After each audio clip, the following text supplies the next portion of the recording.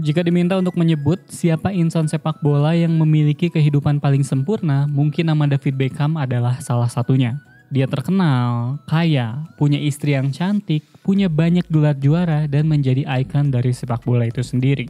Karisma seorang Beckham memang luar biasa. Cerita mantan Perdana Menteri Inggris Tony Blair kala datang ke Jepang menunjukkan hal tersebut. Ketika itu banyak bocah yang tidak tahu siapa Tony. Namun ketika sang pejabat menyebut nama David Beckham, suasana yang tadinya kaku mendadak berubah seketika menjadi cair. Meski begitu, Beckham tetaplah manusia biasa yang punya batas kemampuan. Kala prestasinya di klub begitu luar biasa, ia justru tidak berjodoh dengan prestasi ketika bersama tim nasional. Semua sudah tahu kejadian apa yang melibatkan Beckham kala mengikuti turnamen internasional. Ia menjadi sasaran amarah publik setelah Piala Dunia 1998. Meski bisa membalas kepada Argentina 4 tahun kemudian, namun sinar Beckham tetap redup pada fase knockout saat itu. Di Jerman 2006, Beckham hanya bisa menangis saat ia ditarik keluar karena cedera melawan Portugal.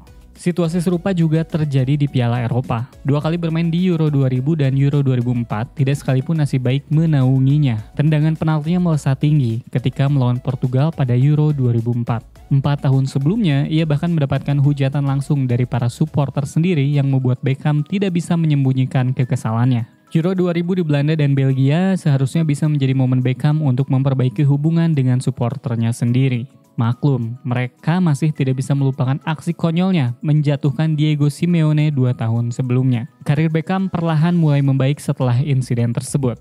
Ia yang tadinya hampir dijual ke Juventus memutuskan untuk bertahan di Manchester.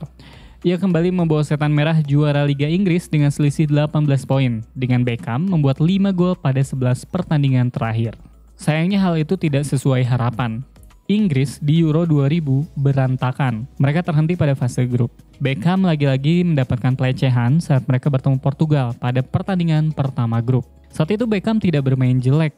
Inggris bahkan unggul 2-0 terlebih dahulu dengan Beckham yang mengkreasikan gol tersebut. Namun setelahnya pertahanan Inggris menjadi longgar dan kebobolan 3 kali oleh Portugal.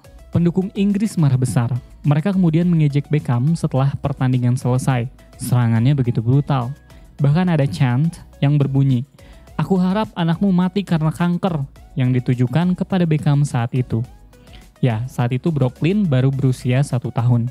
Beckham kesal, yang kemudian diikuti dengan aksinya memberi jari tengah kepada supporter Inggris. Beckham yang 2 tahun sebelumnya pasrah menerima hujatan, kini mencoba melawan. Siapa juga yang bisa menerima ketika anaknya disumpahi seperti itu? Manajer Inggris saat itu Kevin Keegan membela Beckham saat itu juga. Ia menyebut kalau pelecehan itu adalah yang terburuk yang pernah ia dengar. Sebenarnya banyak juga supporter Inggris yang memberinya tepukan.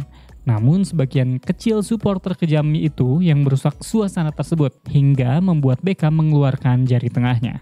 Yang menarik, Beckham tidak hanya mendapat dukungan dari koleganya, melainkan juga dari media. Tentu ini hal yang aneh mengingat 2 tahun sebelumnya Beckham dihabisi oleh media. Sekarang beberapa media justru ramai-ramai membela Beckham. The Sun misalnya, harian yang katanya paling tidak kredibel ini terang-terangan mendukung Beckham dalam artikelnya. Mereka juga meminta untuk melaporkan kejadian serupa ke pihak berwenang dan menyerang mereka yang menyerang Beckham.